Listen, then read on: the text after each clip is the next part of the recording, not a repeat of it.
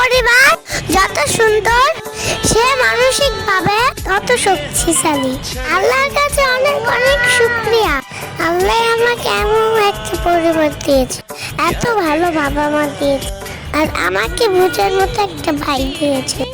সারাদিন আমি আমার ভাইয়ের সাথে অনেক মারামারি করে, অনেক ঝগড়া করি, কিন্তু দিন শেষে আমার ভাইকে আমি অনেক ভালোবাসি। আমার ভাইয়ের মতো ভাইপো বাপকে বাপের ব্যাপার। আমার বাবা আমার জন্য অনেক কষ্ট করে।